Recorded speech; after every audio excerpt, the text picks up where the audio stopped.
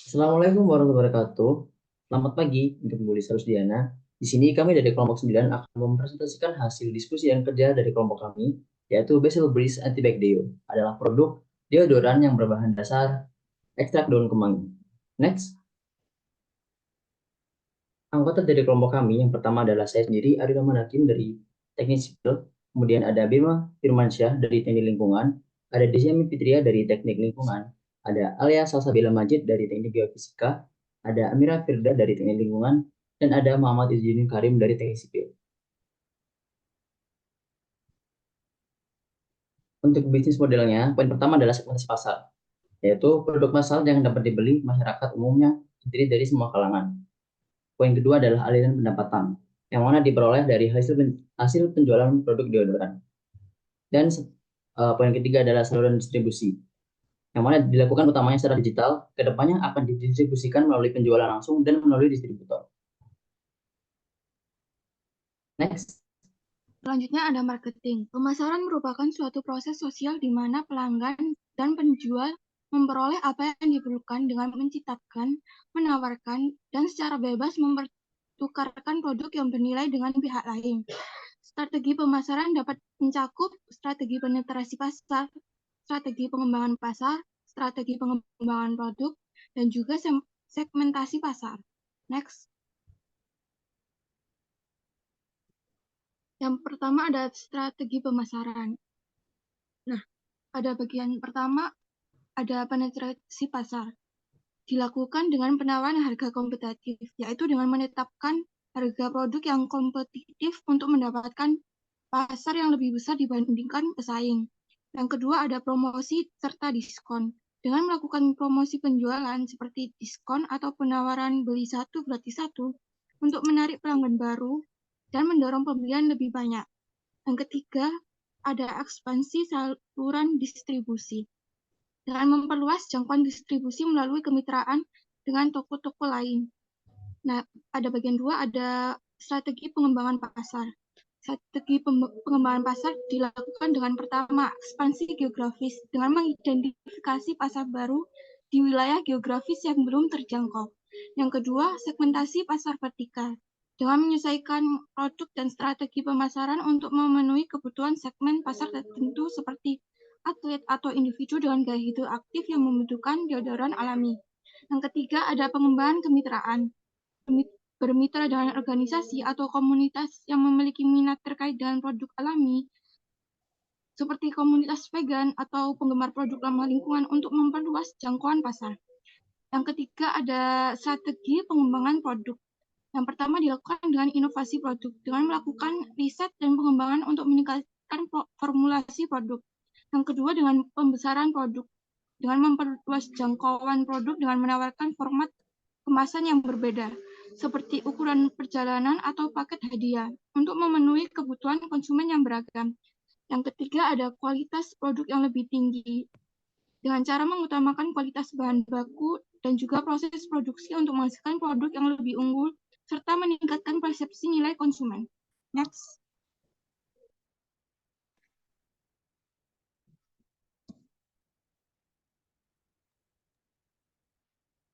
Selanjutnya yaitu segmentasi pasar digunakan untuk membantu memahami dan juga merespon keragaman konsumen dengan lebih baik sehingga meningkatkan kesempatan untuk sukses dalam pasar yang kompetitif. Adapun segmentasi pasar yang pertama yaitu didasarkan pada demografi berupa usia dari usia dewasa hingga dewasa tua, kemudian jenis kelamin baik pria maupun wanita, kemudian dari segi pendapatan yaitu kelas menengah atas, dan juga pendidikan. Selain itu, didasarkan juga pada geografis, yaitu meliputi lokasi geografis, terutama di daerah perkotaan, dan juga iklim, terutama di daerah iklim tropis. Selanjutnya yaitu berdasarkan psikografi berupa gaya hidup dan juga nilai. Dan yang keempat yaitu berdasarkan manfaat produk, di mana mereka yang sensitif terhadap bau badan juga mencari alternatif alami yang efektif, kemudian juga dari konsumen yang ingin menghindari bahan kimia dari deodoran yang konvensional, serta orang-orang yang terdapat masalah kulit sensitif lainnya. Kemudian ada juga dari segi pemakaian, di mana didasarkan pada pengguna yang menggunakan deodoran setiap hari ataupun di rutinitas tertentu. Dengan memahami segmen ini, ide bisnis akan dapat mengarahkan strategi pemasaran dan pengembangan produk yang lebih terfokus dan juga sesuai dengan kebutuhan dan preferensi konsumen potensial. Berdasarkan segmentasi ini, segmentasi yang terpilih yaitu dari segi bermanfaatan produk. Sehingga diputuskan untuk memilih target konsumen, yaitu yang pertama pecinta produk alami, yaitu individu yang mencari produk yang terbuat dari bahan-bahan alami untuk mengurangi paparan terhadap bahan kimia. Kemudian yang kedua yaitu penggunaan deodoran sensitif, yaitu individu dengan kulit sensitif yang mencari produk yang lebih lembut dan juga gentle untuk mereka gunakan. Dan juga yang terakhir yaitu penggemar aroma alami, yang mana konsumen tersebut tertarik dengan aroma segar dan alami yang dihasilkan dari bahan-bahan tersebut. Setelah menetapkan targeting tersebut, maka dilakukan positioning, di mana positioning ini adalah cara untuk memposisikan produk tersebut di posisi konsumen dalam hubungannya dengan produk pesaingnya. Positioning ini berfungsi untuk membantu menonjolkan atau diferensiasi antara produk serupa dan menarik perhatian segmen pasar yang tepat.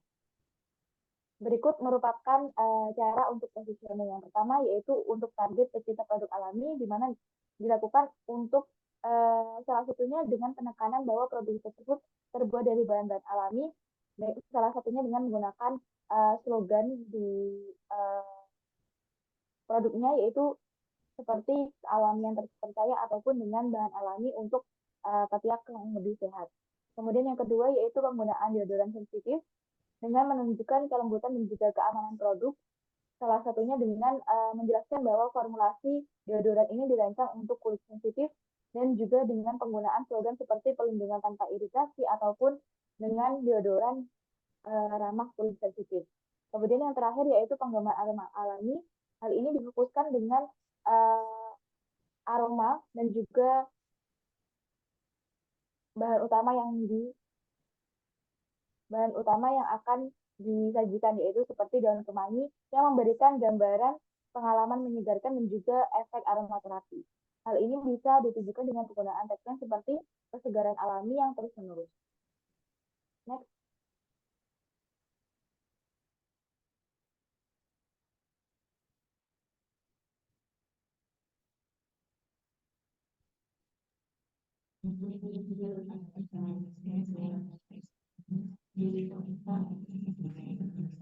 Oke, kemudian selanjutnya untuk bauran pemasaran dibagi menjadi 4 faktor. Yang pertama adalah dari faktor produk itu sendiri. Untuk dari faktor produk, yang pertama ada formulasi unik melalui riset dan pengembangan yang berkelanjutan, yang mana produk kami direncanakan akan terus berkembang dengan varian-varian baru supaya menarik perhatian pelanggan. Kemudian ada varian aroma, yaitu dengan menambah varian aroma yang bervariasi. Terus yang ketiga yaitu dengan kesemasan yang ramah lingkungan. Direncanakan untuk mencerminkan komitmen perusahaan yang berkelanjutan. Kemudian dari faktor harga, yang pertama penerapan harga yang bersaing, yaitu juga dengan melihat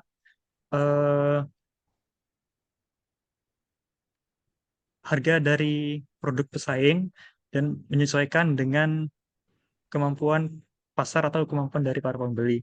Kemudian ada strategi diskon dan penawaran, bisa melalui iklan ataupun dengan mempromosikan melalui influencer. Kemudian yang ketiga, dengan penerapan harga premium akan dipertimbangkan untuk kualitas dan kemasan produk yang lebih baik. Kemudian dari faktor list atau tempat, yang pertama ada saluran distribusi diversifikasi, yaitu bisa melalui toko kesehatan, toko alami, dan toko kecantikan. Yang kedua dari distribusi langsung, bisa melalui toko online. Kemudian yang faktor keempat adalah promosi. Yang pertama advertising, iklan cetak maupun digital. Yang kedua personal selling, yaitu tim memperkenalkan produk pada pelanggan potensial. Yang ketiga adalah menggunakan sales promotion. Yang keempat yaitu menggunakan public relation atau partisipasi dalam kegiatan sosial yang relevan dengan produk.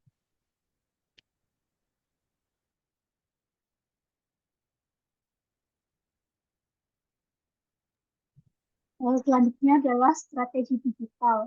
Yang pertama, kita dapat menggunakan media sosial seperti contohnya membuat konten di media sosial seperti Instagram, Facebook, Twitter, dan TikTok tentang produk-produk yang akan ditawarkan. Yang kedua adalah menggunakan hashtag yang relevan dan menarik. Selanjutnya ada optimasi marketplace. Strategi yang pertama dapat membuat listing produk yang menarik dan informatif di marketplace seperti Shopee dan Tokopedia. Yang kedua, menggunakan gambar dan video produk yang berkualitas tinggi dan memberikan deskripsi produk yang jelas kepada konsumen. Yang ketiga adalah menawarkan harga yang kompetitif dan promo yang menarik. Selanjutnya adalah pemasaran influencer dengan cara, jika memungkinkan, kita dapat bekerja sama dengan influencer yang memiliki target audiens yang sesuai dengan produk. Yang kedua adalah mengadakan live streaming untuk menjawab pertanyaan dan berinteraksi dengan audiens pembeli. Next. Selanjutnya ada komunitas online. Kita dapat membuat grup Facebook atau Telegram untuk komunitas pengguna produk atau pecinta-pecinta produk. Selanjutnya adalah mengadakan diskusi dan sharing informasi tentang gaya hidup ramah lingkungan dan kesehatan tubuh, serta mengadakan event online dan offline untuk membangun komunitas yang lebih kuat. Selanjutnya adalah optimasi SEO atau Search Engine Optimization. Hal ini bertujuan agar produk lebih mudah ditemukan oleh calon konsumen melalui mesin pencari seperti Google. Yang terakhir adalah analisis data yang dapat dilakukan melalui digital dan dapat dipantau performa penjualannya, respon konsumen terhadap promosi, serta tren pasarnya.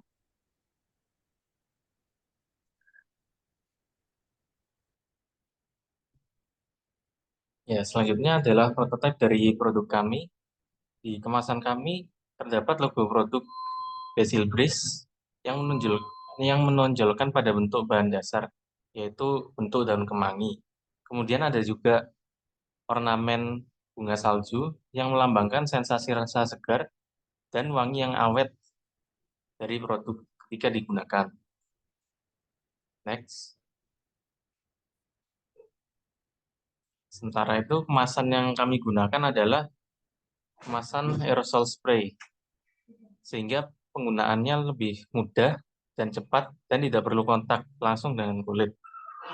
Tetapi kekurangan dari kemasan ini adalah penggunaan produk yang cenderung boros karena kemasannya merupakan kemasan sekali pakai.